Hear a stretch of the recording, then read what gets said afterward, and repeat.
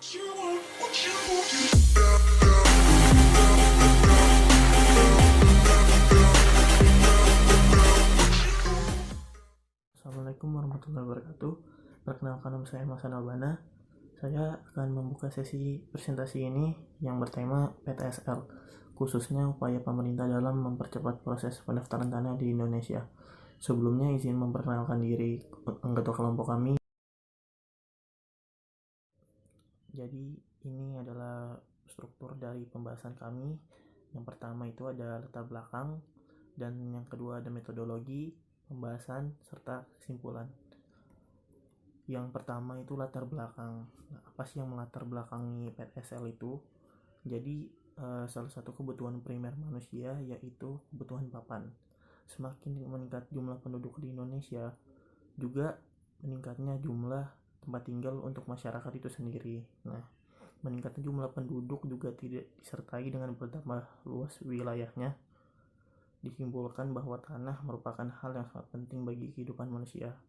Karena itulah tanah menjadi kebutuhan yang sangat penting bagi manusia, serta berkembang menjadi masalah sektoral yang mempunyai nilai ekonomi, sosial budaya, serta pertanahan dan keamanan.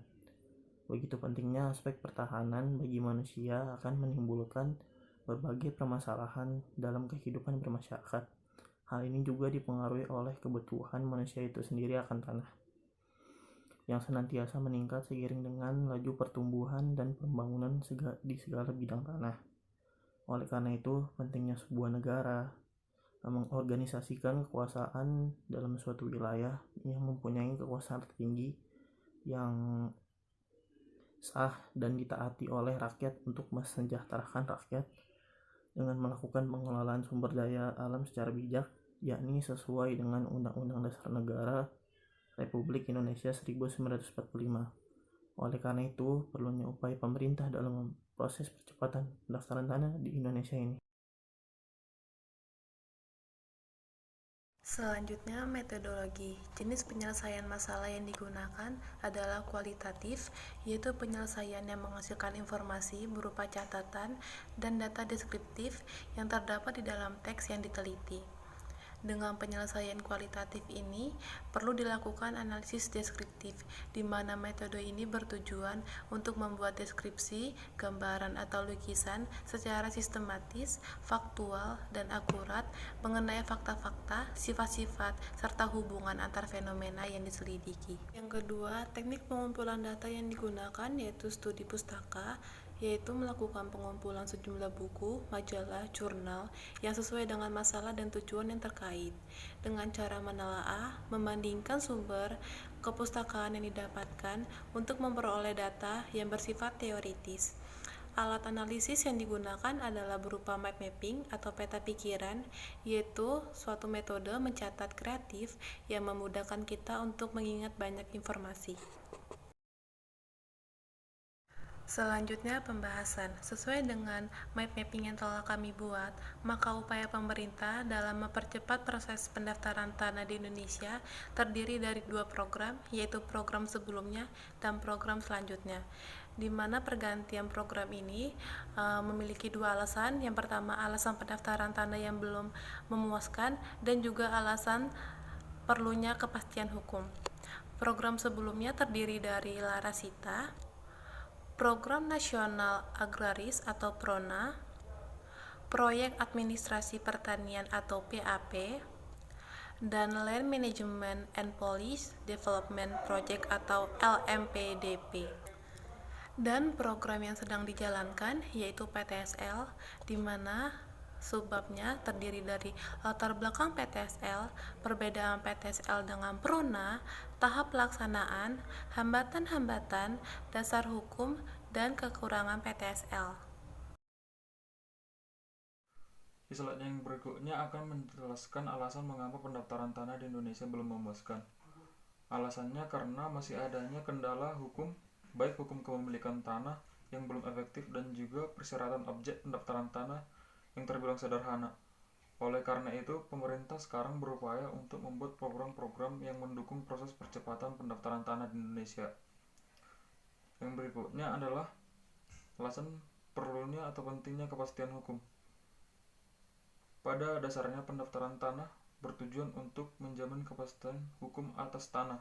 Hal itu tertulis dalam pasal 19 ayat 1 UU PA, pasal 3A PP nomor 24 tahun 1997. Di sini juga dicantumkan beberapa program pemerintah yang pernah berjalan di Indonesia.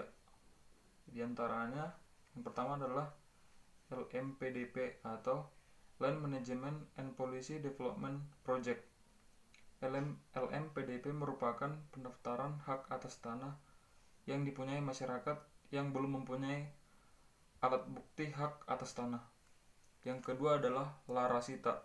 Larasita atau Layanan Rakyat untuk Sertifikasi Tanah merupakan program yang dilakukan oleh seluruh jajaran pimpinan dan staf kantor pertanahan. Yang ketiga, Proyek Administrasi Pertanahan atau PAP. Proyek Administrasi Pertanahan merupakan sistem pendaftaran tanah yang bersifat sistematik. Dalam pendaftaran sistematik ini terdapat proses yang dinamakan edukasi. Yang terakhir adalah Program Nasional Agraria atau PRONA.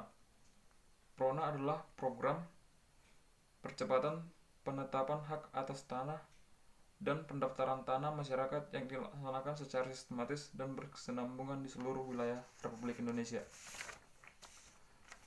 Slide berikutnya menjelaskan tentang program pemerintah yang sekarang, yaitu PTSL atau Pendaftaran Tanah Sistematik Lengkap. PTSL adalah proses pendaftaran tanah untuk pertama kali dilaksanakan secara sistematik dan serentak dan meliputi semua objek pendaftaran tanah yang belum didaftarkan di dalam suatu wilayah desa atau kelurahan. Di sini saya akan menjelaskan tentang program PTSL. Yang pertama, latar belakang dan tujuan PTSL. Yang kedua, perbedaan PTSL dan PRONA. Yang ketiga, tahap pelaksanaan. Yang keempat, kriteria masyarakat. Dan yang terakhir, hambatan dan kekurangan PTSL. Belum adanya jaminan kepastian hukum atas tanah seringkali memicu terjadinya sengketa dan perseteruan atas lahan di berbagai wilayah di Indonesia. Selain di kalangan masyarakat, tak jarang sengketa lahan juga terjadi antara pemangku kepentingan, contohnya perusahaan, BUMN, dan pemerintah. Hal ini membuktikan pentingnya sertifikat tanah sebagai tanda bukti hukum atas tanah yang dimiliki. Lambannya proses pembuatan sertifikat tanah menjadi pokok perhatian pemerintah. Untuk menanggulangi hal ini, pemerintah melalui Kementerian Agraria dan Tata Ruang atau Badan Pertanahan Nasional membentuk suatu program, yaitu program PTSL. Ini merupakan latar belakang terbentuknya PTSL.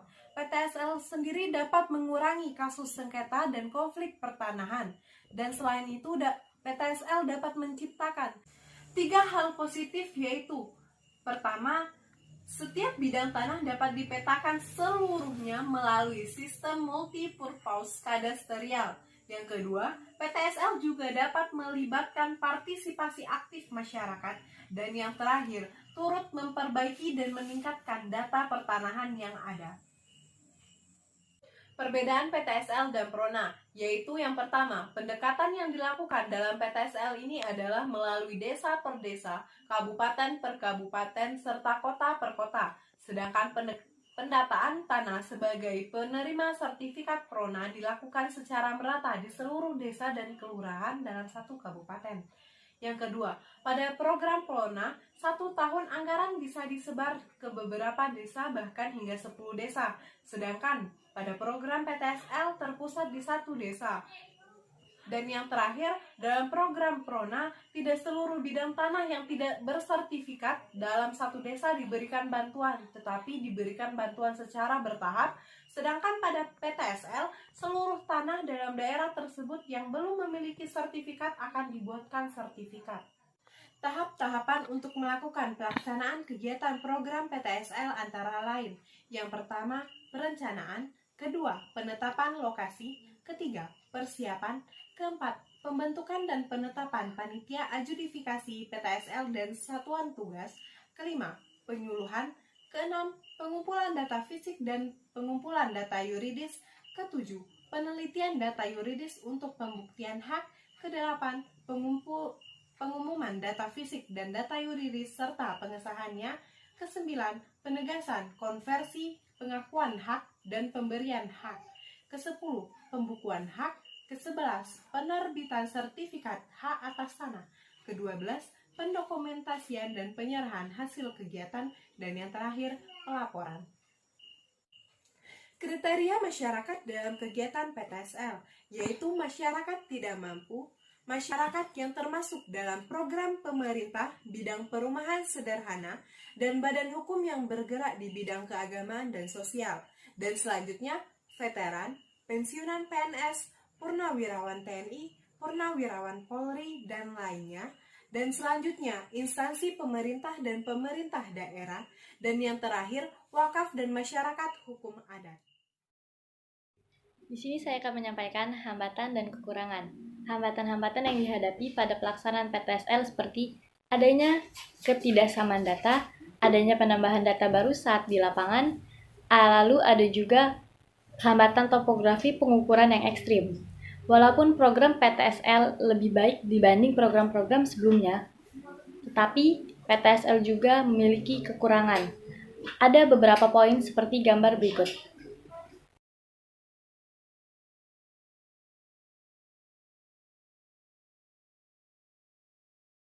Di sini saya akan menyampaikan kesimpulan. Yang pertama, PTSL adalah program pendaftaran tanah yang masih berjalan sampai sekarang sebagai bentuk perbaikan dari program-program sebelumnya, yaitu PRONA, LMPDP, Larasati, dan PAP. Yang kedua, program pendaftaran tanah sebelumnya belum dapat mencapai target pendaftaran tanah di seluruh Indonesia. Pemerintah sekarang ini melalui Kementerian ATR dan BPN yang mempunyai kewenangan pendaftaran tanah telah berupaya untuk percepatan pendaftaran tanah dengan membuat program PTSL guna mempercepat proses pendaftaran tanah yang efektif dan menyeluruh. Yang ketiga, PTSL secara sistematik diatur berdasarkan pada petunjuk teknis nomor 1069/3.1 sampai 100/4/2018 tentang pelaksanaan pendaftaran tanah sistematis, lengkap, dan berdasarkan hukum agraria. Yang keempat, penyelesaian sengketa tanah pada proses PTSL apabila ditemukan adanya sengketa tanah bisa diselesaikan dengan Peraturan Kepala BPN Nomor 3 Tahun 2011 tentang pengelolaan, pengkajian, dan penanganan kasus pertanahan. Yang kelima, masih terdapat kekurangan dari pelaksanaan PTSL. Yang keenam, PTSL sangat diperlukan karena selain dapat mengurangi kasus sengketa dan konflik pertanahan, PTSL juga dapat menciptakan 3 hal positif. Baiklah, sekian video presentasi dari kelompok kami. Jika ada salah kata, kami mohon maaf. Wassalamualaikum.